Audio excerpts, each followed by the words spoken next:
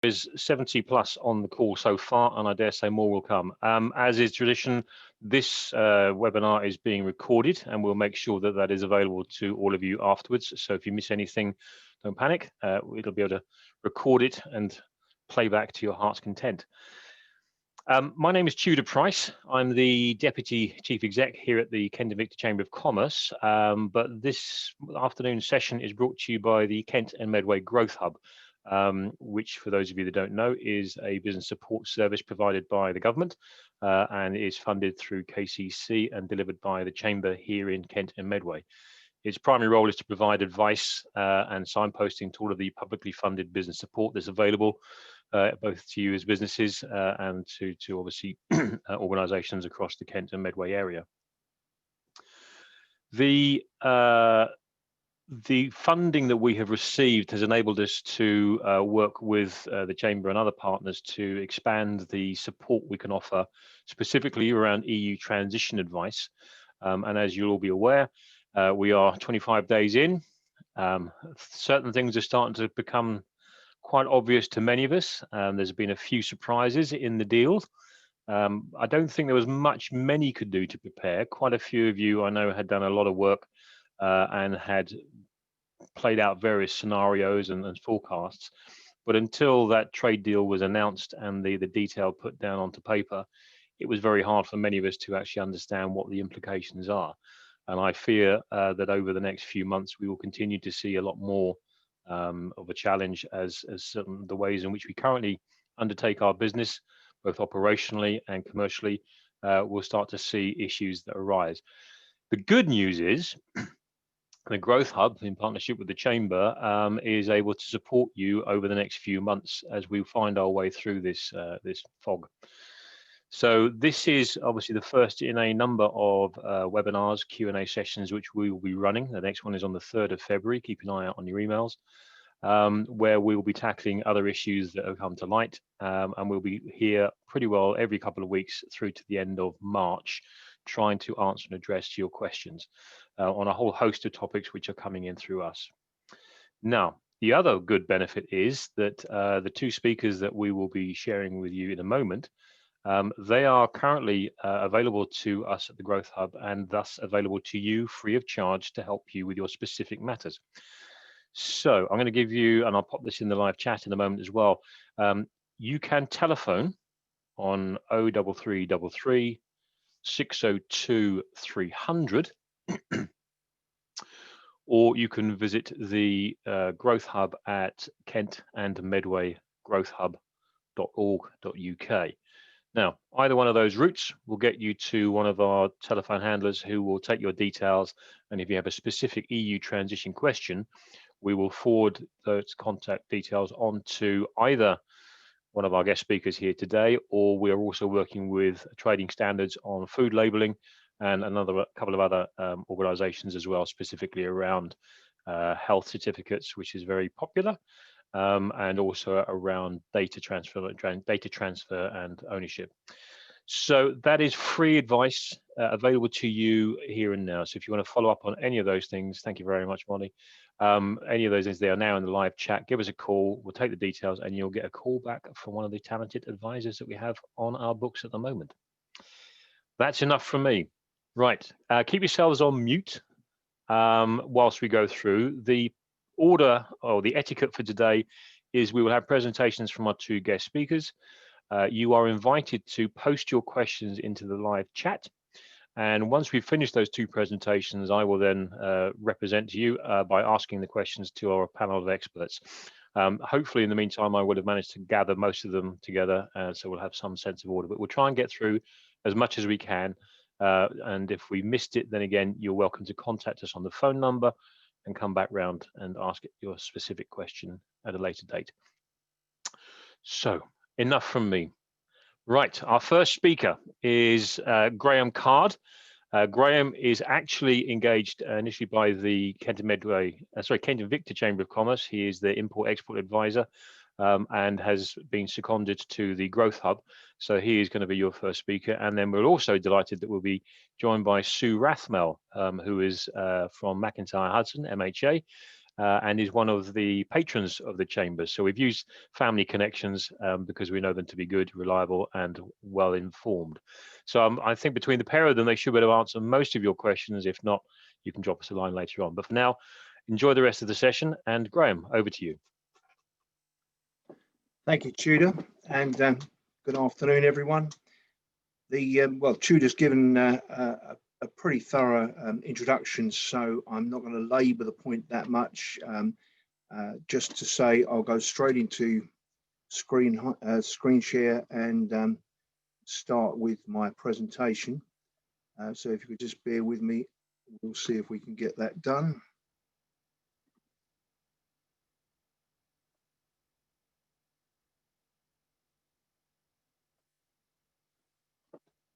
Okay, looks as though I've gone in on the third slide. So back to the top slide. So I'm specifically looking at post-EU transition as the subject, which Sue's going to expand upon later with the 25-day comments that she's making. And I'm also wanting to make a few comments about the importance of tariff classification. So the first thing, if we look at tariff firstly, it's one of those things that gets an airing on the news. A lot of people on the news are always talking about the word tariff.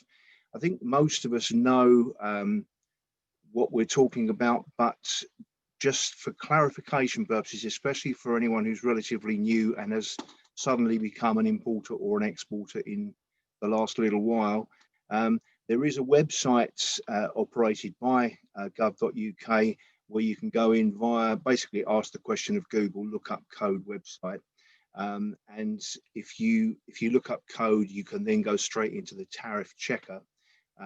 Broadly speaking, the way tariff codes work, there are 8 digits for an export and there are 10 digits for an import.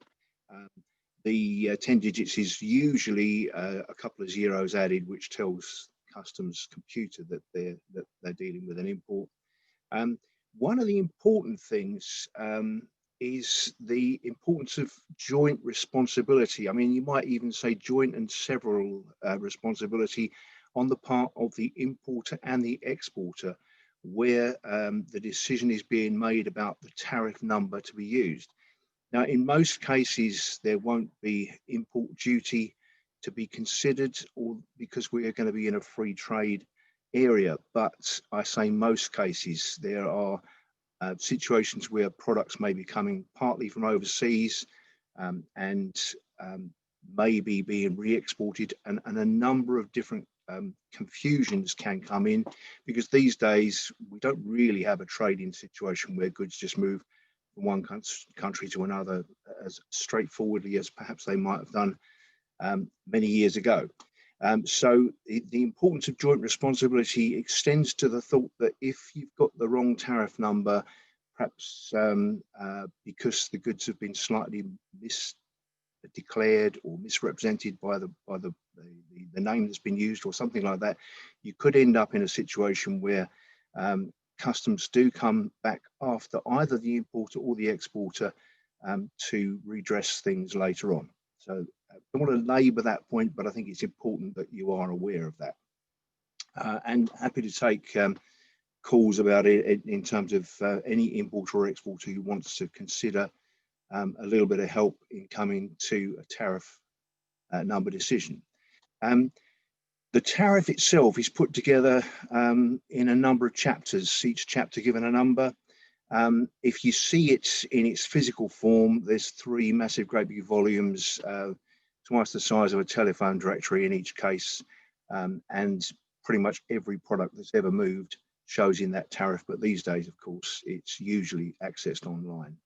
And it does tell you for a product where there is some import duty payable, it does tell you what the import duty is.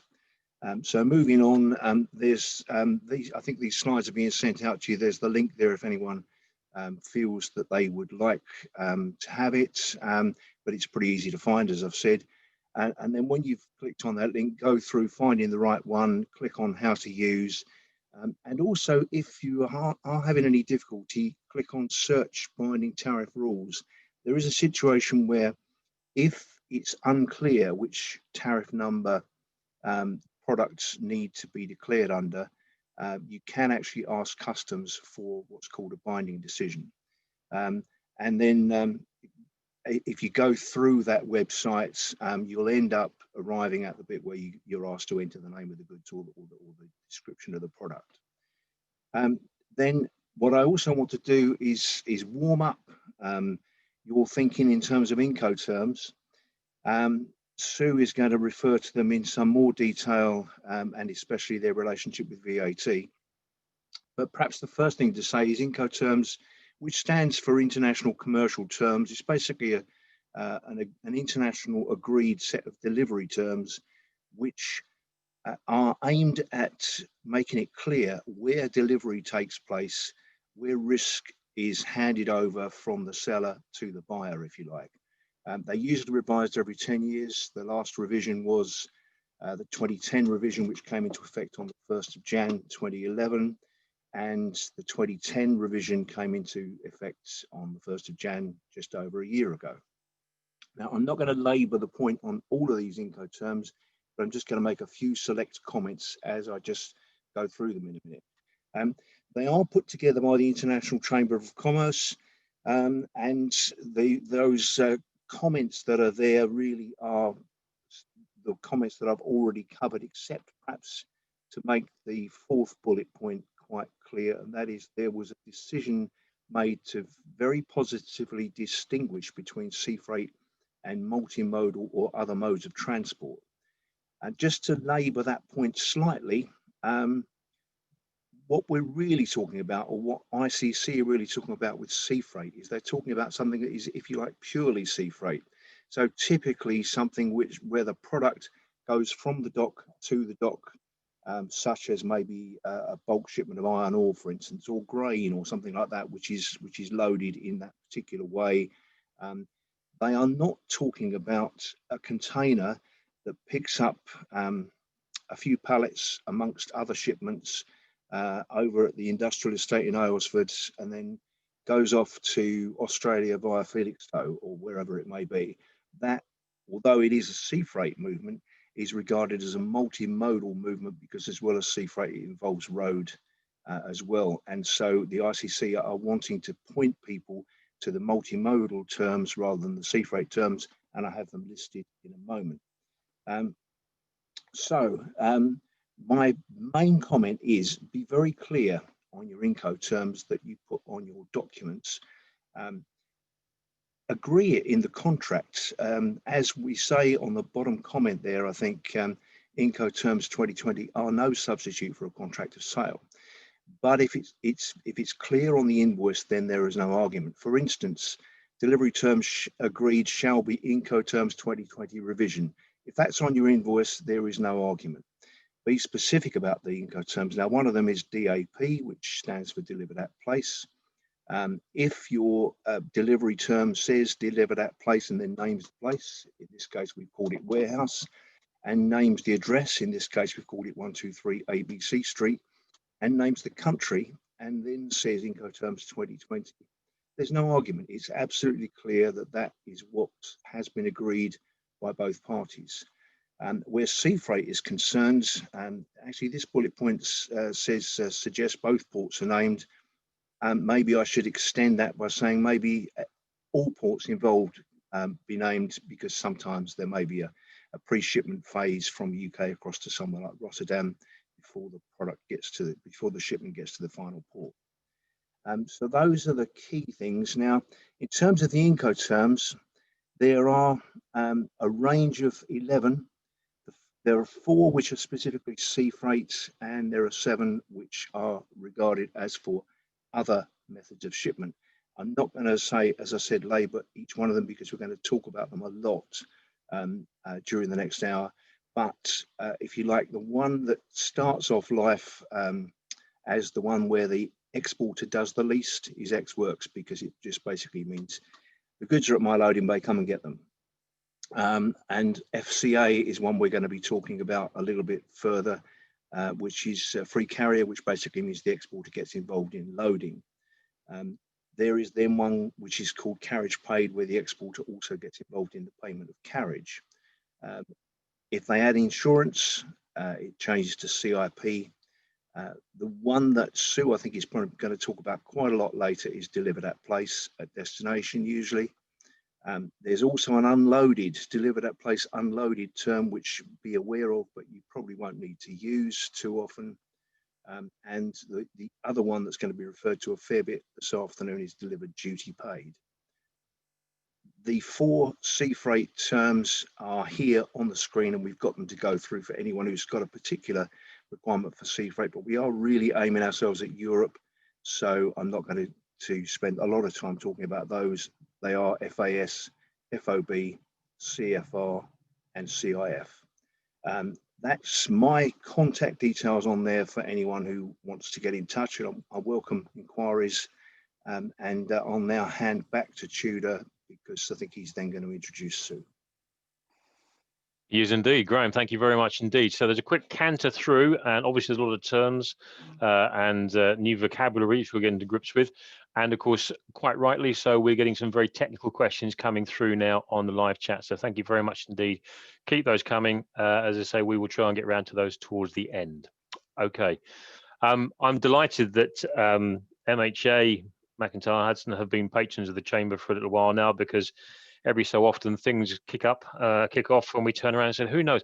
I know someone who knows, and we've been able to turn around and say, Sue, help us out on this situation. And thank goodness you always step forward. So thank you so much to you and your team for being available. So as I mentioned at the top of the session, you will be able to organise callbacks from Sue and her team to answer specific questions through the Growth Hub. But for now, I'm delighted that you can join us here today and run through some of the challenges, the technicalities that we all face. Sue Rathmell, welcome. Thanks very much, Tudor. So let me just put my slides up on the screen, share those with you. Start that up. There we go. Do I need to swap those around, Molly?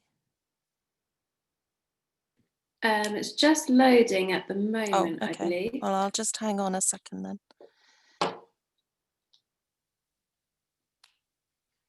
I think you need to swap them around, because at the moment I can see your sort of presenter's view. Yeah. Oh, show task. Molly, I can't see the one that says change view. So it should be on display settings. There's a little drop down menu. Yep, that's the one. Oh, right. Yeah, thank you. And then that's the one. Perfect. It's covered over by something. There we go. Right. Sorry about that, everybody. That's it. That's perfect. Great stuff. Super. My technical skills are not what they should be, but there we go. So everyone's just getting better too. Don't worry. We're doing fine. 25 days in. Gosh. So how did we get here? Well, I'm not going to go through everything that we've been through, because you've all been through it with us, and painful at times it was. Obviously, right up to the last minute with the deal. But what I'm going to focus on is primarily VAT and the issues that we've seen. So the problems that we've seen this first 25 days and how we've dealt with them. So I'm going to try and give you an idea of kind of what's going wrong out there and the difficulties that businesses are having, and also hopefully give you the solutions as well. But I would say, and I know Graham will agree with me here, is that every situation is different. So I'll tell you about some of these. You might see yourselves, oh yes, we've got that issue. But by all means, please call through to the Growth Hub line and let's talk it through. There's absolutely no better thing to do than to go through. I like to draw diagrams, as you'll see from my slides, so that we can see kind of where the goods are going and who's responsible, what the Incoterms are, and I'm around to do that with you. So please do use that telephone advice line. So we know that, just move those out of the way. Obviously, we're now into the situation where we've got exports and imports. We've moved away from the acquisitions and dispatches that we had when we were in the EU. We have no more simplified intra-EU trade rules. We're not part of that anymore. We can't use those, and you'll see the impact of those in a few minutes in my slides. The fact that we've lost some of those simplifications makes life quite difficult for UK businesses.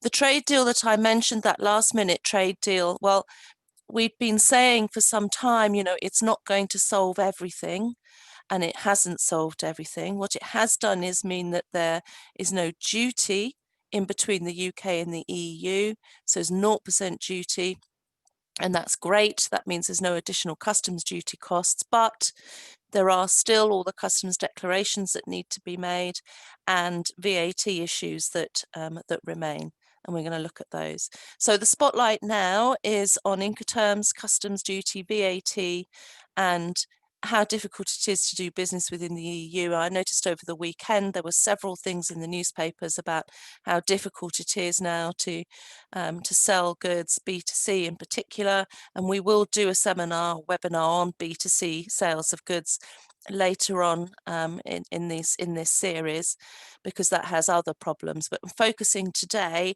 on goods that are B2B, and we're going to show, as I say, the problems that we've seen and possible solutions. Let's have a look. Very briefly, I'm not going to talk about the tariff because Graham has talked about the tariff. Postponed import VAT accounting. Now, this is something very useful. So it used to be if you imported from China prior to us leaving the EU, you had to pay the import VAT at the point of import, or you could defer it using a deferment account. Well, HMRC and the government have said, look, we'll make this easier for businesses. So what they do now is they say you don't have to pay it at the point of import. You can postpone it to your VAT return. So that means you pay it as output VAT. So any VAT due on imports during the prior month gets put on your VAT return as output VAT, and you claim it on the same VAT return. So actually something really useful, because it cuts out all of that cash flow disadvantage of paying first, recovering later. So that is something really helpful. Also, the duty deferment, good news there that if you do have a duty deferment account, then import VAT has obviously been taken out of the guarantee calculation, so you don't have to pay a guarantee on the import VAT because you're not having to defer it anymore. And in some situations you can get a waiver as well for any guarantee at all. Well worth looking into that, making the application if it applies to you. E-commerce changes, so this low value consignment relief, which applies to goods being moved around, usually or often by post, less than €23, £15-ish, has been removed for the UK, but remains in the EU for 6 months. So in this period now, for the first 6 months of 2021, there are different rules to how it will be after July. As I say, I will cover this in more detail when we look at B2C goods. And finally, the Northern Ireland Protocol. Now, this is something that is very tricky to get your head round as to how this is going to work, and it's still not entirely clear. But effectively what's happening is Northern Ireland has a foot in both camps. So it's part of the United Kingdom and therefore outside the EU, but it is also part of the EU because of its position next to the Republic of Ireland. So in order not to introduce a border between Northern Ireland and the Republic of Ireland, Northern Ireland is in this situation where it's both part of the EU and not part of the EU, which, as I say, we're still trying to get our heads around. But if you are a GB business, so England, Wales, Scotland, and you are making sales into Northern Ireland, then you do need to register.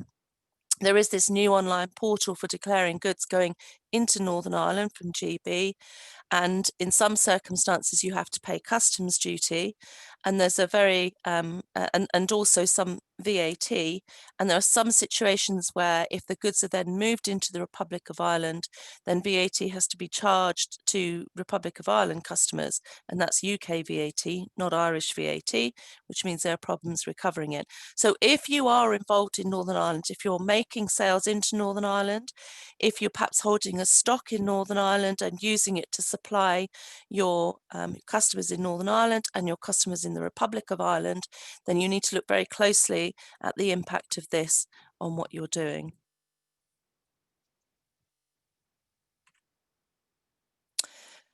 Graham, I'm going to hand over to you. You're on mute. I was put on mute to make sure I didn't interrupt too soon. So we didn't hear the snoring. That was it's the afternoon nap there, Graham. No, I'm actually making some notes already, and it's because I've got it fresh in my mind. Actually, maybe I'll just throw in one thing I literally just found out this afternoon, or rather found out this morning. And if that particular importer stroke exporter is listening, I am going to call you this afternoon. And that is an organisation that was bringing goods from Germany to Northern Ireland and was told by the carrier bringing the goods from Germany, and I won't name them because I don't think that's right, but nevertheless, it's something to watch out for. The carrier from Germany said, we'll take the goods to the UK address that you have, but we won't take them to Northern Ireland. They literally said no, they won't do it. And this is an international carrier that would normally and would ordinarily have done that. Just something just to watch out for. There are, I suppose at the end of the day, it's a commercial decision that the carrier makes, but there are things that are coming out as a result of the EU transition that maybe we wouldn't have expected. So just looking at these slides, Incoterms, as I think I've already alluded to, determines who will be the exporter and who's responsible for VAT. In other words, where VAT is concerned, it comes back to the fact that Incoterms show where delivery takes place. And as I think most of us are going to know, and for those of you who don't, VAT is all about the delivery of the product or the delivery of the service. Delivered duty paid means the seller is the importer. Now, what that basically means is if you as an exporter have said, we are going to deliver the goods to your door and you don't have to worry about taxes, which is essentially what you're saying with delivered duty paid, then you as the exporter have also made yourselves the importer of record. So that's probably the one that most people are being advised to steer clear of if they can. Whereas the other terms that Sue's mentioned, ex-works, free carrier and delivered at place, which you can see on the bottom of that screen, they all mean that the buyer is the importer of record.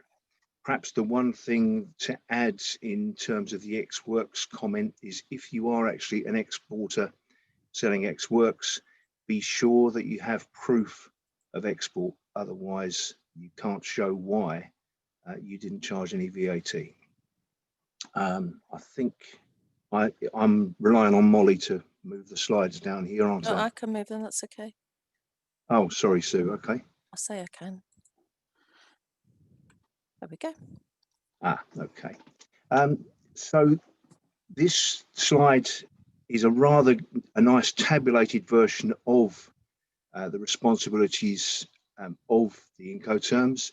And it essentially moves along the progress of a shipment. So ex-works being the one where it's just at the front door or at the loading bay, come and get the goods. Free carrier is the one where you've said, okay, we'll get involved in loading and etc., moving along the progress of the product. It is a useful one in that it shows the obligations of each particular party in terms of who's got to do what and where responsibility passes from each one. I don't think we particularly want to go through each one line by line, but a couple of things to watch out for in particular You'll notice halfway down the list on the left-hand side, you'll notice insurance. And I say this every time I run an Incoterms course, there are only 2 terms where they show an obligation to insure. And there are often situations with some of the other delivery terms where it would still make sense to insure. It's just that those are the only 2 terms where there is an obligation to insure. In terms of the delivery and the fact that the Incoterms show when goods have been delivered, the other thing to watch out for really is if you look at the FOB line and the CFR line and the CIF line, you'll notice that actually delivery takes place on board the vessel, not at the destination, which is quite an important one to be aware of. But we can go through these in more detail if there are any questions. I don't want to assume we're going to get lots of questions about them. I think most of the questions are going to be VAT related. I think I'm doing one more slide, Sue. Yep, there you go. Thank you. So this is a very nice pictorial version of what's been said already, really. If you sell ex works, then the exporter actually technically can say to the buyer, well, you've got to worry about the customs entry, but actually Incoterms require the exporter to assist the buyer in dealing with the export customs entry. And if you're selling delivered duty paid, then everything declaration wise is the responsibility and the requirement of the exporter, who by virtue of being an exporter delivering duty paid becomes, in inverted commas, as everyone is saying these days, the importer of record. And then the bottom one, if you are selling delivered at place, what you're saying is we'll get the goods to the overseas destination agreed, but the customer still takes on the responsibility of dealing with import clearance and is the importer of record for VAT purposes. Yeah. We can expand on that more if there are questions on any of those areas. Definitely, yeah. So let's just overlay the VAT then onto the customs situation with the next slide. So when it comes down to the VAT, the situation is very connected with those Incoterms, and as Graham was saying, DDP. So if you are selling DDP to your Dutch customer, for example, you are responsible for taking those goods all the way through from the UK to the Netherlands, which means you are responsible for the import, as we've said, but you are also responsible for VAT, because import VAT has to be paid when those goods enter the EU, so at the time of import. And then what it means is that if title only passes once those goods are in the Netherlands, then you are making a supply of goods in the Netherlands, and that means you have to register for VAT in the Netherlands. So that's why DDP is kind of bad, inverted commas, from a VAT point of view, because not only does it give you the requirement to deal with the import into the EU, it also requires you to pay the VAT and also to register for VAT. And in fact, you can't claim back the import VAT unless you're registered for VAT, and then you account for VAT on the onward sale. So it's kind of all interconnected. And what we've seen, and also in the lead up, not just in the last 25 days, but in the lead up to us leaving the EU completely, is that somewhat understandably, a lot of EU businesses have been saying, well, okay, that's fine, you're leaving the EU, that's your decision, but if you want to carry on doing business with me in Netherlands, in France, in Italy, wherever, then you've got to make it so that I don't have to do any more than I used to have to do. And that's where the DDP comes in. So in order to make it just so that they don't do anything more than they used to have to do, DDP is required, which means you're liable to take those goods all the way through to your customer in the EU, as I say, which means paying customs duty, import VAT, and registering for VAT locally within the EU. Now, the next problem is it used to be quite easy to register for VAT in different EU countries because we were part of the EU, and the agreement was that that it was made simple. You didn't have to have a fiscal representative. But now that we're no longer in the EU, those simplifications don't apply anymore, and most countries will require a UK business who has to register for VAT to have a fiscal representative. So you have to appoint a representative who is, in a lot of cases, jointly and severally liable with you for the VAT. Generally speaking, there's no customs duty, but liable for you with you for the VAT. That costs money because that's a risk that that the fiscal rep is taking on. So now you're registering for VAT, you've got the costs of that, you're dealing with your import VAT, you're charging VAT, local VAT onto your customer, and you're also having to have some kind of a fiscal representative within the country that you're registering in. So it's a massive thing having to register for VAT. It's not something to do lightly. It can make life a lot easier for you, as we'll see in terms of some of the diagrams that I've got. And so it can simplify things. It will put you back into the position of kind of having that EU status again, but it doesn't come cheap. And I should have mentioned also, I'm just looking there, EORI number. Yes, so you need to have an EORI number in the EU in order to be able to import and sell goods within the EU. So wherever you register, you'll need an EORI number. You don't have to have an EORI number from the place where you register for VAT. You can apply for an EORI number in some other country within the EU, but you're only allowed one EU EORI. So you'll end up with a UK EORI, an EU EORI, and if you're really lucky, you can have the jackpot because there's a Northern Ireland EORI as well, starting with XI. So very complicated now. And a lot of businesses are looking at moving their stock into the EU in order to simplify things, stop the problems with delays, etc. But that does mean registering for VAT in the country where you have your stock. One other thing I want to make absolutely clear is there's no requirement to set up an actual legal entity within the EU. And there was something in the papers over the weekend, I can't remember which one it was, I can find it. And that was saying that some government department had said, oh, well, you can always set up an EU entity. And it's true, you can, but obviously it costs money.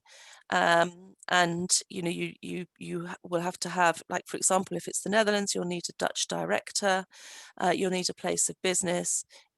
All those things cost money, but doing that does put you back in the position of actually effectively being within the EU again, because if you have set up a Dutch BV, for example, you get all of the entitlements that an EU business it gets as well.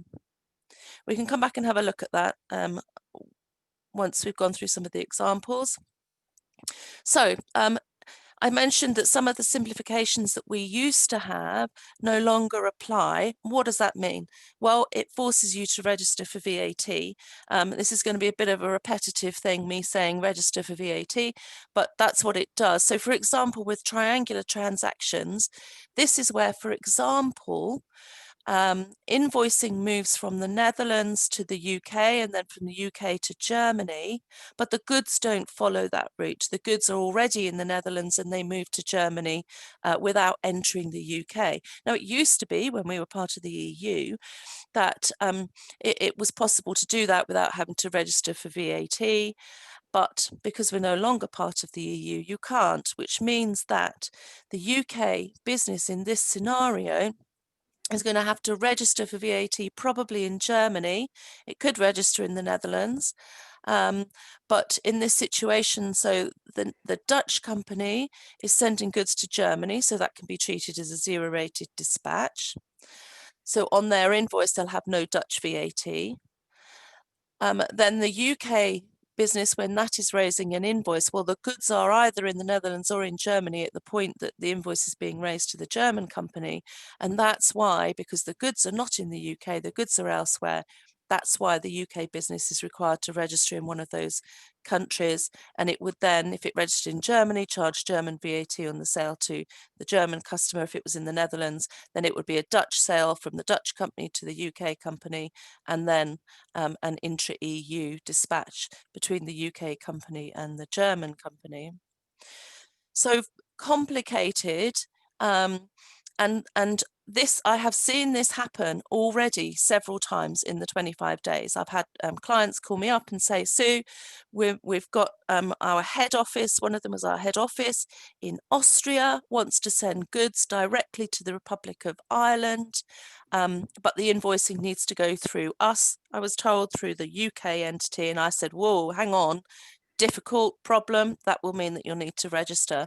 And although you can see like there's no sort of loss of VAT, the problem comes about in terms of the EC sales list and the Intrastat, and you're actually putting your Dutch counterparty in a difficult position, because they are saying that the goods, or they're saying there's a sale to a UK entity and an export, but actually the goods are staying within the EU.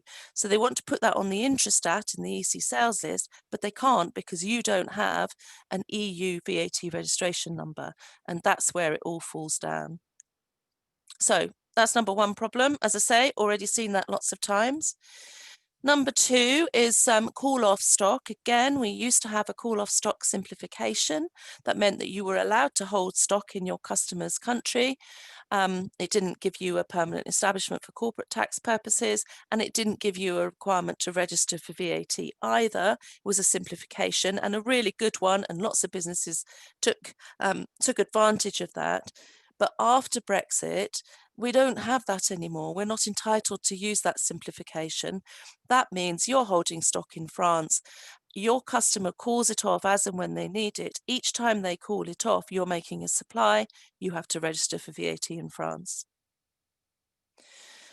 So another situation where you need to register for VAT. And here's another one.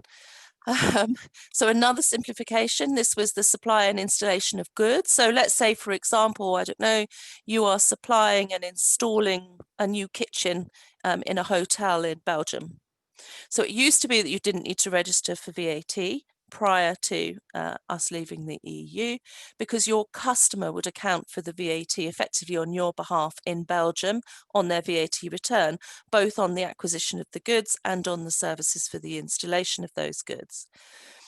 After Brexit, again, we're not entitled to use that simplification.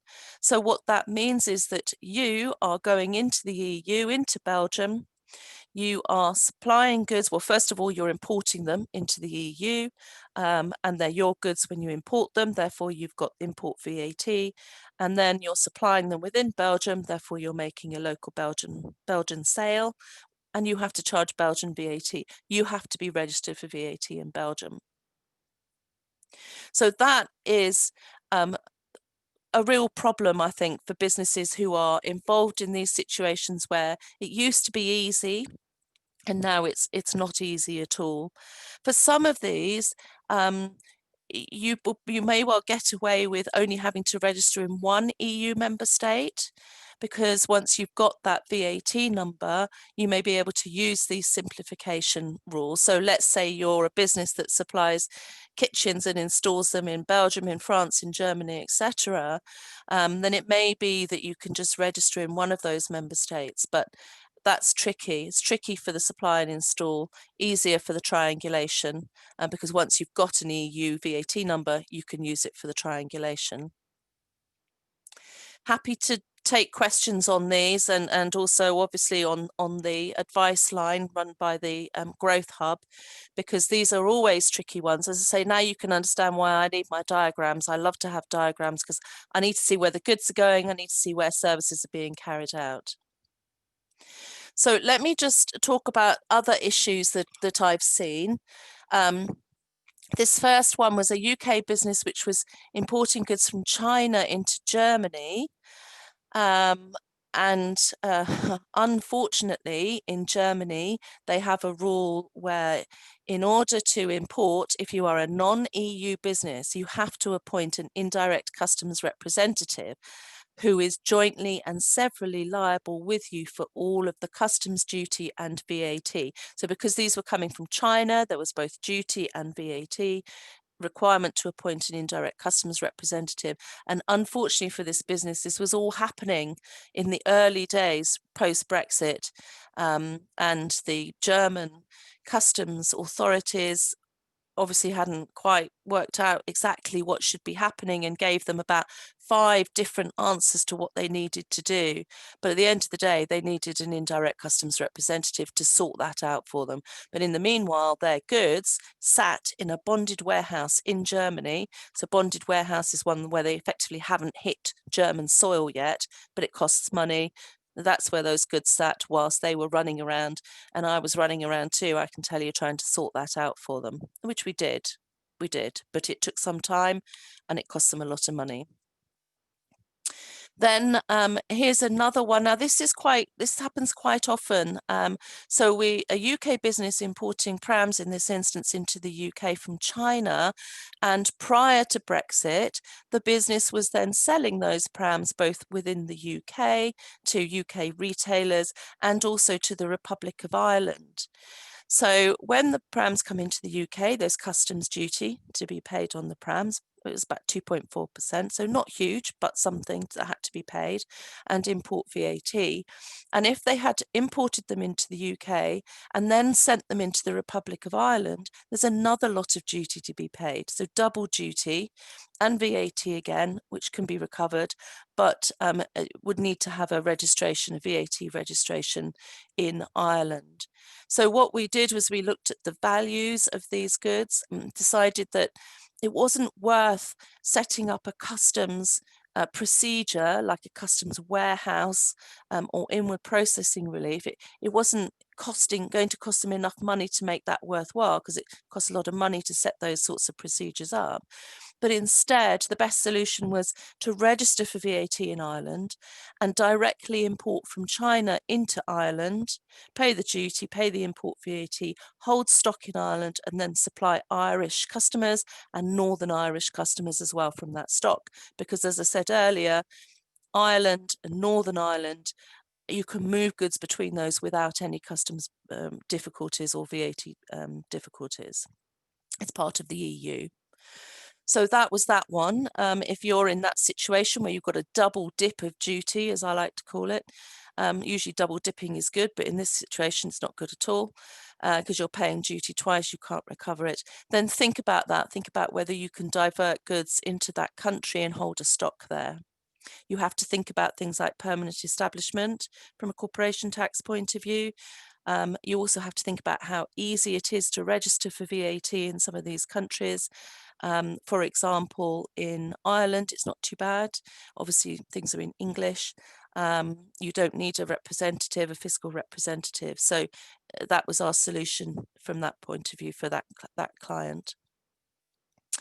I think I mentioned this one. So this is where the Austrian parent of the UK business sent goods direct to Ireland, but billed the UK co, who billed the Irish customer, so triangulation. The only thing you can do there is to register for VAT in either Austria or Ireland, basically. Then we had another client who was processing goods that had come from France. This one was actually really complicated because the UK company didn't own the goods that were coming from France, so they weren't sold to them. The final customer was in Belgium, and the Belgian customer was saying to the French supplier, I want you to send those goods to the UK, to my processor in the UK, who would process them, and then they were being sent back to Belgium, but they weren't owned by the UK company, but they had to be imported into the UK.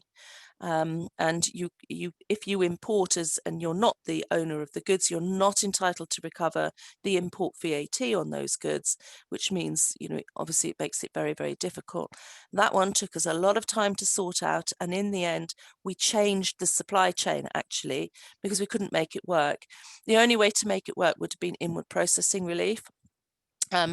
But we didn't have time to set that up. So in the end, we had to agree that the goods would be sold to the UK co and then sold on by the UK co. So you can see that these things take time. They take time to sort out, especially something like that where you're actually changing the whole contract just because of the VAT. Finally, as I mentioned, EU businesses are saying, well, I want to buy from you in the same way as I always have done.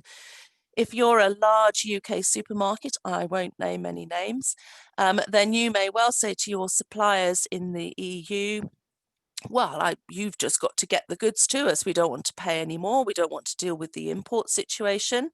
And because they have clout, the smaller suppliers from the EU have to do that. And just like that means that a UK business has to register for VAT in the EU, so it means that an EU business has to register for VAT in the UK. I've seen that loads of times. We've dealt with that. We're helping them to register for VAT in the UK. So it does work both ways. So some examples, but hopefully you are putting questions in which will give us even more examples to work through. Finally, before we get onto the questions, I'm not going to go through all this slide, but this is really useful for you to see that when you're looking at this kind of scenario, it's not just about the customs and the declarations. It's not just about the VAT, although obviously in my world, generally speaking, it is, but it's not just the VAT. It's also about labelling and packaging and the requirements that there are for those, particularly for food businesses. CE marks for goods that have been manufactured, electrical products to show that they meet EU requirements. And of course, the UK has its own version of that, but they're allowing this year for it to be, you can continue to use CE marking. But what I'm trying to say is maybe you need a longer term strategy rather than just registering for VAT here or there. Maybe you do actually need a longer term strategy which involves establishing a company within the EU. And I sound a bit like the article in the newspaper that I read at the weekend, but it's true. When you stand back and you look at all of the things in play here, you may well decide, as a number of my clients have decided, that actually it's better for them to have an EU established entity, often in the Netherlands, because of its central position, because of the way they speak English, better than us on the whole, and the costs and so on. That's one of the best places to have your own entity set up. So have a think about that as well. And I think over the course of the coming year, we're going to see much more of that, where businesses think, well, okay, I can have a VAT registration here and here and here, but maybe I should just set up an EU entity and then I can do whatever I like within the EU, obviously within reason, but from a VAT and point of view, moving goods around. So there we are. My last slide is just a repetition really of what Tudor was saying. You know where we are. Please do get in touch. Nothing I like more than trying to solve problems and moving goods around Europe and so on. So Tudor, that's all I've got to say for the moment. That's plenty, Sue. Thank you, Sue and Graham. Thank you both so very much. It is a very complex matter. I think quite clearly the boulder of freight has been thrown into the pond of certainty, and we are now suffering the ripples of discontent, which will take a little while to sort of smooth themselves out. So I'm delighted that you are going to be available to us both to sort of try and work with the businesses here in Kent. We're determined that we are going to sort of make the best of this situation, and so your expertise is going to be really, really helpful as a call upon. We have a lot of questions. We will do our very best to get through them as quickly as we can. What I will do is, if we take the slides down and we'll bring some gallery back up, what I'd like to do is Graham and Sue, I will just ask a question. If we could pin Graham on the board as well, that'd be lovely. I will then work through these questions, and then either one of you could just jump in and see who's got the answer to this one. So here we go. Let me get the gallery view. Perfect. Okay, so first one in here. So from Calvinder Baines, which you've got a lot of questions here, Calvinder. So why are we being asked for 10-digit tariff codes on our export paperwork to the EU now? Tariff codes. Graham, you want to jump in?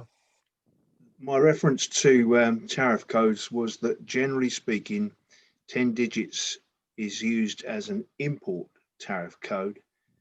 8 digits is used as an export tariff code, and usually there's just 2 zeros on the end of the 8 digits, which tells customs computer that it's an import and not an export. So you're not being asked for 10 digits, you're being asked for 8 normally. Okay, that's brilliant. Thank you. Okay, so we had some pre questions came through, Sue. So you better be ready for these. I think they're a little bit more complex. So here's the scenario: the customer is a UK customer that we are invoicing. The delivery address is in the EU. Whose EORI do we need? And if we need an EU EORI for the delivery address, what if there isn't one? So my first question is, what are the Incoterms? So we need to understand what your requirement, whoever's put the question up, what your requirement is. So if you're selling DDP, which means you're responsible for delivering all the way through to the final person who is receiving those goods, and then effectively you are responsible for importing, you will need an EU EORI in order to do that. So that's you, if that's your liability to do that. And then because you're invoicing a UK customer, so then I would say, well, we need to look at whether you would charge UK VAT or French VAT or whatever on that supply, because even though you're invoicing a UK customer, it doesn't necessarily mean UK VAT is being charged because the goods have left the UK. So that's DDP. If you're selling to your customer in the UK, but it's your customer's responsibility to send them outside the UK and they're going to deal with the import into the EU, then they will need an EORI number. So really, we'd need to know a little bit more about that one. Very happy to talk it through over the phone. So yeah, could I just clarify that I saw a response coming in. I think it was about the same question from Rebecca Rafferty, saying that question you were answering has got Incoterms of DAP. Okay, so what DAP in the EU? Do you think she means?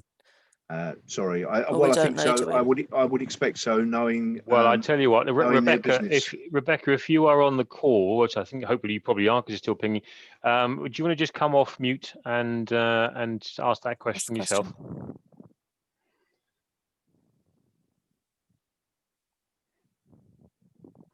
Yes, hello, sorry, it's Rebecca here. Can you hear me? Yeah, of course we can. Thank you so much for stepping forward. Well done. No, that's okay. Thank you for answering. Basically, we have a few customers in the UK who place their order direct with us, and then we ship to the EU for them to their, I mean, it is B2B, so it might be to a building site or a hotel, something like that in the EU.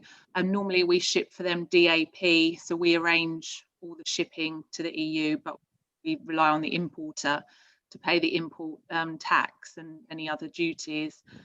So we're just not too clear really on whose EORI number we need, or if we need to charge VAT. We sort of had thought we had to sell to a customer with an EORI number. If they're in the UK, they might not have an EU EORI number.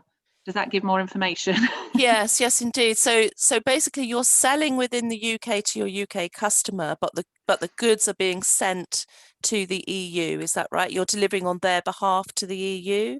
Yes, that's what we did previously, but we don't know if we need to change this now. Okay, so you need to talk to that UK customer and say to them, have they worked out whether they need to be VAT registered in the EU and whether they need an EORI number? Because it sounds to me like they do. It depending on who is responsible for that import.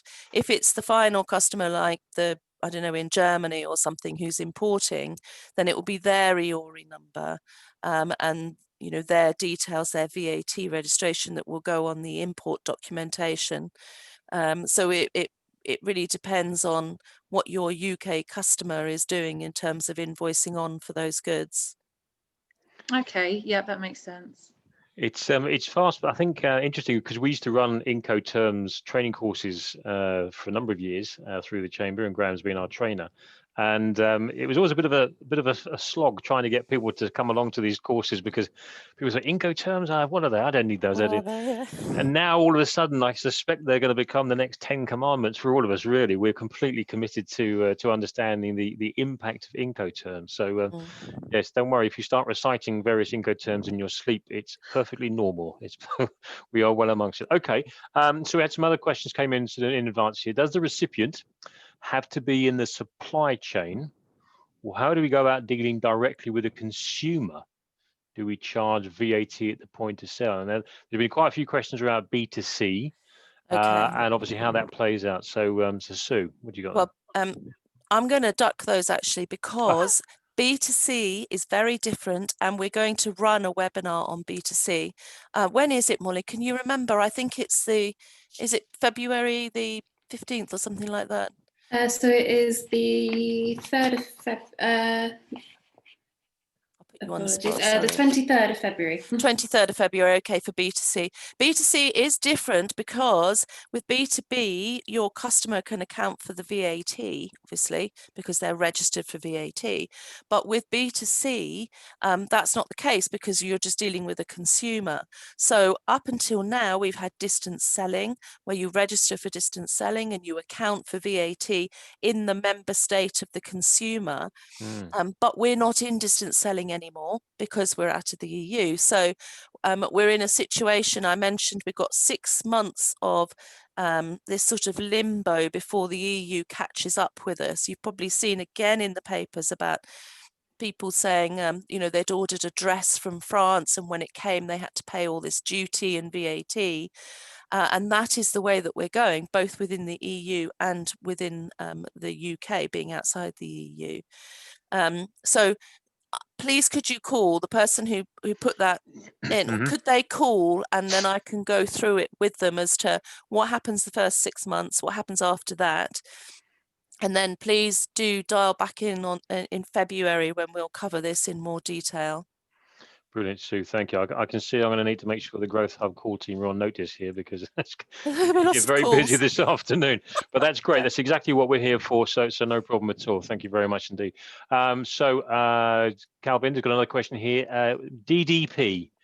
Do we have to have a fiscal representative in the importing country in the EU? DDP, Graham? Well, DDP means that as the supplier, you've chosen also to be the importer. So you're certainly going to have to be prepared to account for VAT. And I think I should hand over that second part of the question to Sue on the basis of, do you absolutely have to have a fiscal presence? Because it seems to vary sometimes depending upon what the nature of the transaction is. And very much varies according to the country as well. So some countries you do need a fiscal representative, you do have to appoint one. Other countries you don't have to.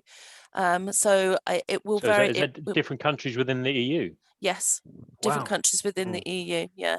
Okay. So, and as I say, sometimes the fiscal representative is jointly and severally liable with you, and sometimes they're not.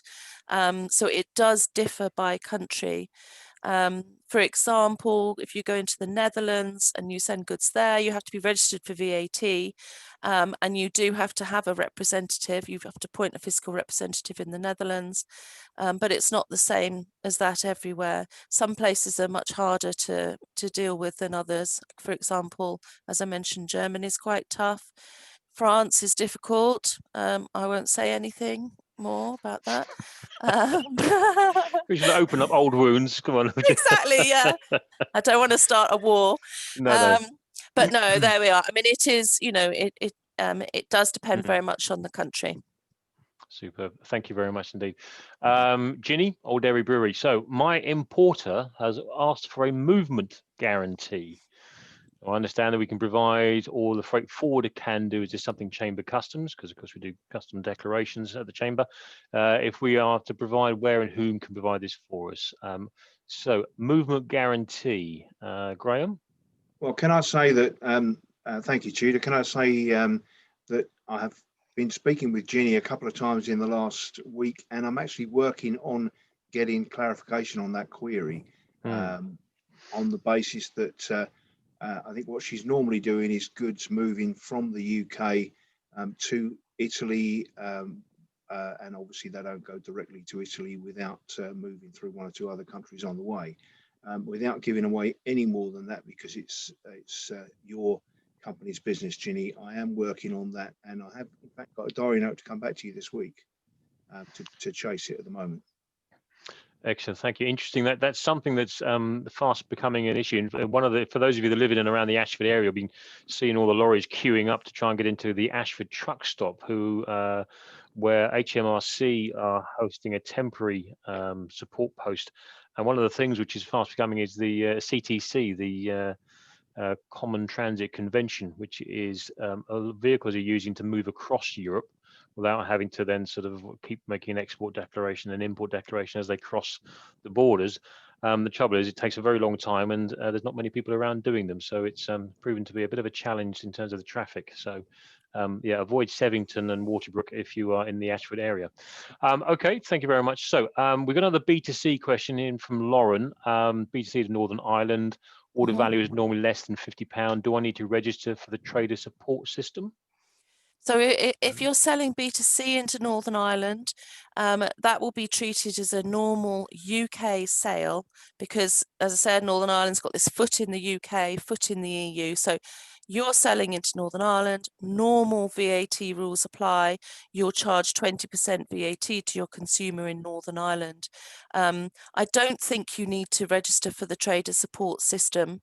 But I'm not absolutely 100% sure, I have to admit, so I can find that out and then let everybody know next time we have a seminar. That's great, thank you very much indeed. Graham, ex-works, what document should be used as proof of export to back up not paying VAT? Well, the main document is the export customs declaration. So the relationship with the customer and or their transport operator should be good enough to be able to make sure you get that document. Having said that, if that fails for some reason, certificate of shipment, bill of lading, airway bill, the sort of documents that we all know and love that can prove that goods have moved outside the country may suffice, but customs, I understand, will be looking for the export customs declaration as the main document of proof. And that's the sort of thing, so if they're a chamber customs declaration customer, we could produce that. Is that the sort of thing that we would produce? Yes. Or other providers? Yeah, okay, that's good to know. That's the thing. Sorry, that's right. Any customs broker or carrier providing the customs service would be expecting to provide that copy documentation. Yeah, there we go. That's one of the things with ex-works, isn't it? That you're not in charge of the export procedure. You're relying on that being provided to you. And as the questioner says, you know, if HMRC turn up, you don't have that proof, they'll ask for VAT. Yeah. Excellent, excellent. Okay. So Lauren's got another question here. This is again. Now, Lauren, if you're on the call, I'm going to invite you to come off mute and ask this question yourself, because I read it a couple of times and I'm not sure I'm going to ask it correctly. So you might make a better job of it than I do. So, Lauren, are you there? I'm here, but I can't remember which question it was. Oh, Portugal and China, I think, is it? Yeah, so I am importing from another country. If I am importing, is it best to not do DDP? Is that right? Yes. So say I'm importing from, I import from various locations throughout the world. And I've always said no to DDP because I thought, well, if I do DDP, then I can't reclaim the VAT. Whereas if it comes in normally and then I'm charged UK VAT when it arrives, I can then reclaim the VAT. So is it always best for me to not, because some people want to send DDP and I'm saying no, because that was my thinking on it, was better for me not to do DDP because I can reclaim the VAT. I just want to know if I'm correct in that thinking. Well, so if your seller is selling on DDP terms, then it's their responsibility to bring it to your door, you know, with the VAT having paid at import. So if you think that the VAT is being sort of rolled up into the cost to you, then I agree with you. It's better not to do DDP because you can't claim it back because you didn't make the import. You're not the owner of the goods when they were imported. So no, I agree. Avoid DDP. Okay, brilliant. Yeah, I'll do then DAP or CIF, I think is, well, we normally do CIF, but I didn't even know about DAP. So I'm going to look into that because that seems to probably work a bit better for what we need. Yeah, because you could do, Graham will correct me, but if you could do perhaps DAP Dover, and then, you know, the goods are brought to Dover, you're then responsible for importing them, and then you can recover the VAT. Is that right, Graham? Yeah, I think what I would suggest, Sue, is Lauren, I'd be more than happy to have a phone conversation with you so that you know, we can take the time over the phone or Zoom if you like. We can take the time to understand the type of shipments that you do, the way your logistics works, and give you a bit of a pointer, because as we've discussed, there's 11 Incoterms altogether, and there's going to be one or two that are more appropriate what you're doing. Usually there's only one, but sometimes there's a second one that's sneaking in on the stand side just looking to win. Okay, great. That would be great. Yeah, I'll call. My contact details were on the end of my slides. I think you're sending out the slides, aren't you, Molly or Tudor? Yeah, we are. Yeah, and we've been posting the contact number and email address in the chat as well there. So do tuck in, Lauren. Thank you very much for coming online there, Lauren. I'm going to just so we're going to ask Cal Binder to come online as well in a second, just to unmute, because there's several questions that have come in from Cal Binder. So I think we'll maybe sort of try and tackle it. Before we do that, and while we're just getting organised, Eliane McHale has asked a question here: does the business have to be resident in the country, in that country, in order to request a VAT number? No. No. So that's the thing. When you you don't have to have, in order to be registered for VAT, you don't have to have an office there. And this is why most of the countries, some of the countries, require a fiscal representative, because you don't have anything there. You know, so if you don't have it, you may have to appoint a representative. Whereas if you do have an office and people there, then you know you probably won't need to have a representative, but it's not necessary. Okay, that's good to know. Cal Binder, are you with us?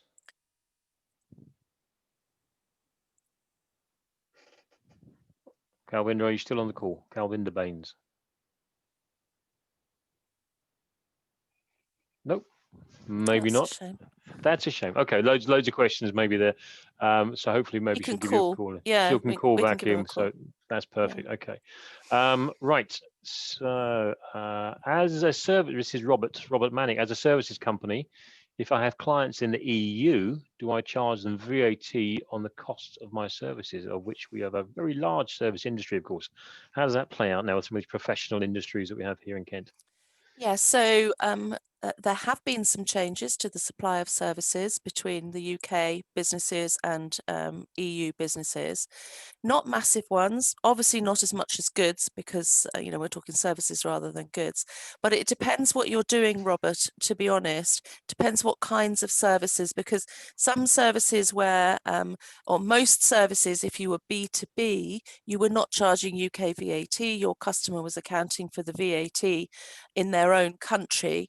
And on the whole, that continues. But there are a few tweaks around the edges that, and if you fall within one of those, then we need to talk about it. So I suggest that Robert calls in, Tudor.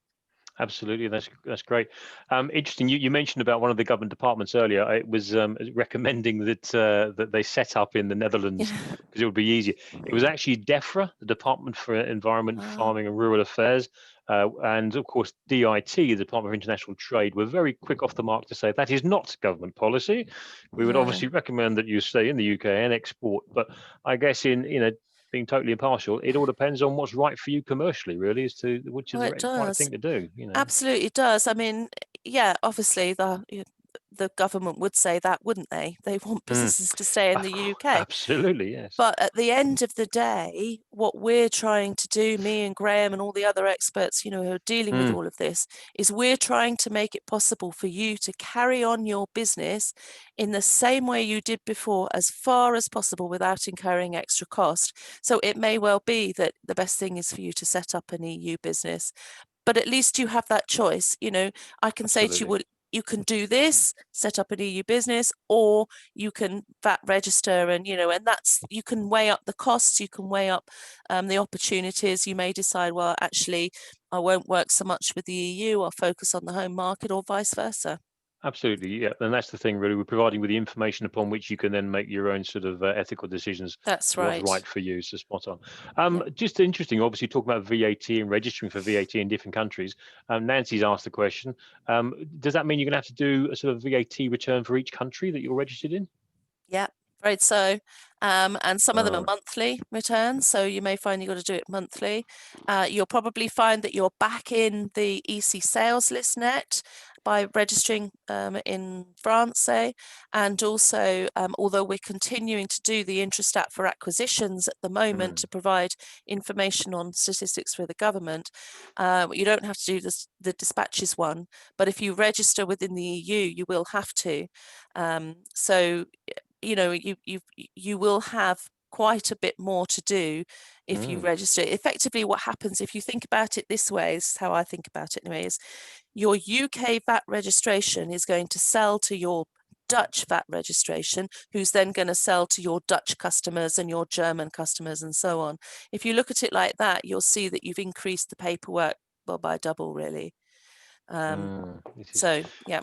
Yeah, so some advantages, but clearly they come with some strings along the way. Absolutely. They do. Okay. Could I, Tudor? Could I yeah, just say, because it might cover a number of questions. I've seen a question crop up. What's the rate of VAT in different countries? The bottom line is there are different rates of VAT applicable in lots of those different countries. The main answer to the question that was coming in, I'm not a VAT expert, but I've been around long enough to have seen invoices from lots of different countries. There's a Belgian supplier that invoices me from time to time, and I know that the current rate for Belgium, for instance, is 21%. Well, actually, the last time they invoiced me, it was last year when the VAT rules, which Belgium is than they are now. The VAT rate is different in lots of different countries, and obviously subject to change from time to time, depending upon what each of those countries decides to do. Well, yeah, and I guess it brings it back round again, doesn't it? It's a very complex but very technical calculation and decision-making process you need to go through in this individual business to think what is the right setup, a model for you, for me. and how it's going to play out. So I can see a question there from Nancy Tudor, which it plays into this yes. exactly. She says, sure, if you pay and reclaim VAT in each EU country, you have to do accounts in each country. Fantastic question, but fortunately for you, Nancy, the answer is no. So you only have to prepare accounts in a country if you have a business within that country, like, you know, a place of business, a BV in the Netherlands or whatever. You've set up a local entity. Otherwise, it will go through your UK entity, and your accounts in the UK will cover it. But it does bring to mind this issue that I know a couple of my clients have had, which is where I was saying you make a sale from UK to your Dutch one and then Dutch one to so on. Your accounting system's got to cope with all that. So it isn't really a sale. And how is your accounting system going to cope with you selling to yourself and then selling on to someone else? You don't want to double count it. So those issues we've also had to deal with too. Oh, big problems. Indeed, yeah. Now, EORI numbers, the joy of. Again, another one from Nancy, actually. So we have, let's do Mark's first. Regularly shipped to France, whilst applying for an EU EORI through the Belgian authorities, we've been told we can't apply for one as we already hold an XI EORI, and that would be sufficient. Is this correct? An XI EORI is Northern Ireland, and we heard this last week that that this is what the authorities were saying, that a Northern Ireland EORI number is effectively equivalent to an EU EORI number, and therefore you can only have one within the EU, and therefore if you've got a Northern Ireland one, you don't need, or you can't have another one. And we haven't got to the bottom of it yet as to whether that's correct or not. Graham, have you heard anything about that? Well, thank you, Sue. I haven't heard anything definitive. No. My understanding, a lot of these things are subject to change, and I think it is still a moving feast. Yeah. But my current understanding is that obviously there's the GB EORI, there's the XI EORI for Northern Ireland, and if you're sending to the mainland of the 27 EU countries, there's an EU EORI for them, and basically you set up the EORI number in the EU with whichever is the first country you send something to, really, and then that can apply for all of those 27 countries, including Southern Ireland, because Southern Ireland is one of those 27. So my understanding is there would potentially be 3 EORIs in existence, but what you're saying, Sue, seems to be questioning that at the moment. Yeah, so we, as I say, we don't know the answer to that. So I don't know whether you can have an XI EORI and an EU EORI and a UK EORI, or whether the XI counts as EU. Again, we'll as soon as we find out, we'll talk about it. Yeah, because Nancy's sort of trying to resurrect their EU EORI, but they also have an XI, so I guess the same question is going to apply there. It will. So I think watch this space, guys. I'm afraid we don't have a specific or definitive answer at this stage beyond what we believe to have been the case. But we could I add something there, Tudor? Yeah, just of course. Useful just to remind everyone that there is the trader service for information for dealing with Northern Ireland, which is geared to Northern Ireland trade. They would probably have the answer. In fact, I'm going to see if I can get hold of them myself as a result of what we've just discussed. Excellent. Okay, right. Let's moving on here. So we've got quite a few questions still to get through. We'll do our best. Right. So Lauren's been in and asked her questions. That's right. John Townsend here. And I've reinvented. Oh no, that's the wrong one. There's direct message to me. That was. Ignore that. I was about to read out a question that I thought. Oh yes, that's right. So Marion, are any sales of goods B2B and B2C 0 rated for VAT and 0% duty for EU? NI VAT is charged to both B2B and B2C. So are any sales of goods B2B and B2C 0 rated for VAT and 0% duty for EU? Well, 0% duty for EU applies to everything because of the trade deal. So because we have the trade deal with the EU, there's no duty. But obviously, don't forget, one thing that a lot of people forget is you have to look at the origin of the goods, and origin is just horribly complicated. We could run a whole webinar on it, and that means, so let's say the goods are manufactured in China, they're brought into the UK, and then they're shipped from the UK into the EU. Like I said before with my example with the prams, you pay double duty because those goods are a Chinese origin, so they don't suddenly change their origin once you've paid duty on them. But on the whole, there's no duty between the UK and the EU. Are any sales of goods? Yeah, but there is 0 rating that applies to some things like books. So if we're talking about books, then they're 0 rated. So when you import them, they'd have no VAT and no duty. I'm not sure if that's what Marion means. And NI VAT is charged to both B2B and B2C. Well, UK VAT, not NI VAT, but UK VAT at 20%. If you're in the UK and you're selling into Northern Ireland, either B2B or B2C, 20% VAT. It's the same VAT, right? Unless it's books, yeah, which is 0 rated. So absolutely, yeah. Okay, so there's some subtle differences there. Steve's asked a question. Now you mentioned rules of origin, and we've done a webinar so far on rules of origin, and I think we've got something else planned as well that we're looking to do with the British Chambers as well. Rules of origin is something that we're very genned up on at the Chamber. We've been issuing certificates of origin for years, so we know the complex calculations, and of course it now gets very confusing. Steve asked a question. So for preferential origin, we are being asked to show GB origin on our invoices instead of UK origin. Isn't the agreement for free trade between the UK and the EU? Graham? Well, my understanding, Tudor, has been that origin would show as UK. I saw that message just come in, and I don't know why it would have to be just GB origin, because the product might have originated in Northern Ireland, and so you'd need to be able to declare it as UK origin if it was coming from Northern Ireland, for instance. So I'd need to look at that a little bit more. It's unusual. Certainly, we obviously all this sort of stuff says all the paperwork's pre-printed and pre-ordered through certificates of origin. Everything we've got has got UK on it. So why it's GB, I don't know. It could be specific. Again, Steve, you want to ring in maybe on that and ask to speak to Graham, or book a call back with Graham. We'll see if we can try and get to the bottom of that one for you. Do products need a CE mark when exporting to EU B2B rather than B2C? We Yes. have, yes. We have another event taking place fairly soon where we have the British Standards Institute, BSI guys are going to be on that call for us as well. So we're going to sort of defer to that later date. But again, it's at the moment we have in terms of certificate of conformity and compliance that there is equivalency for the moment, but there is a window of opportunity that is fast closing, and at some point there will need to be some shifts towards, I think it's UK, not UKTI, UK something, I can't remember, SI. We will need to sort of move across to different authorizing bodies, but I won't get into that because that's not my area of expertise, but I was sat in on the last presentation, so I feel like I'm half an expert there, but not really. So Duncan, bear with us, we will try and get to the answer to that one. Main news, I may be wrong, but I think tax authorities in Holland, communications with UK company okay, but with BV, I think you need to speak Dutch.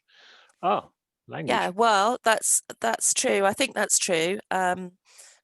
But if you have a Dutch BV, then in order to set it up as a subsidiary of a UK company, you have to have a Dutch director, and you will need to have a Dutch office in the Netherlands. Sorry, so you will probably have someone who speaks Dutch anyway.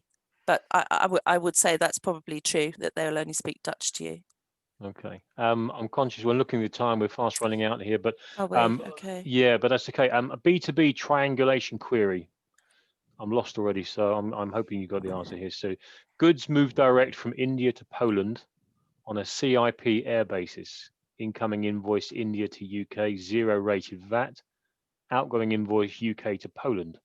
Previously, no VAT was charged because of reverse charge.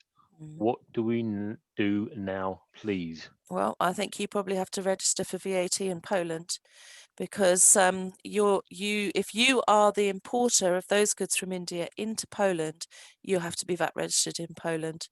But please call me and we can talk it through. But that's the same as the one I was telling you about with the goods coming from China into Germany. You know, you possibly you'll need a representative, but we can talk about that. Excellent. I can see that I was going to ask Eliane to come on and ask a particular question, but she's already highlighted she's going to be in touch with you directly, which is great because both Rebecca and Ellie are from the same company, which is great. Okay. Nancy, I would also encourage you to guys get in charge as well. I think we're sort of coming up with some of the same questions here. Gareth Phillips has got one question. We supply licensed software which we charge annually for the license, which many do, and supports both sides of the border in Ireland. All the software is installed on the servers in their building in the island, I'm guessing. So it's that service question, again, cross-border. Any thoughts on that? If it's B2B, then it will depend about the installation. I mean, generally speaking, I don't think you physically install software anymore, do you? I would say it's more likely to be done, as a download. So actually you probably don't go there to put it onto the computer. And if it is just a service that's cross-border, then probably the old rules will apply, that your customer will account for their local VAT on the service that you've supplied. But again, if I'm wrong and you are actually going there and installing something there, then you probably have to be VAT registered there. Okay, interesting. There's a note here I hadn't seen earlier from Cal Binder, who we were all hoping would come online, but unfortunately Cal Binder's microphone doesn't work. So I'm sorry if I was calling you out and you couldn't, but I will call. Thank you. So that's great. Thank you, Cal Binder. That's very kind. Interesting. Nancy Brown's got on here. We've been asked to change our country of origin as GB, not UK. Is this correct? That was asked earlier, wasn't it? Yeah, it was. Yeah, we need to find out about that. Yeah, get to the bottom of that. Okay.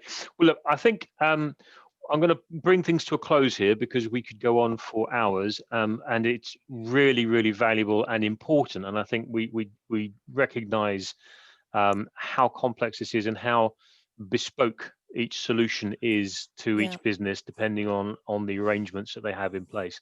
So again, we've made the call many times, but I would encourage you to sort of get in contact through the Growth Hub and book some time with our experts here. Thank you both very much to Sue Rathmell from MacIntyre Hudson and to Graham Card from the Invicta Chamber of Commerce. Thank you very much to Molly, also from the Chamber, for organising today's session. Thank you for some brilliant questions from all of you as attendees. We sorry we couldn't get around to them all today, but we will certainly try and make sure that you have an opportunity to get your questions answered, because it's really important that we deal with this.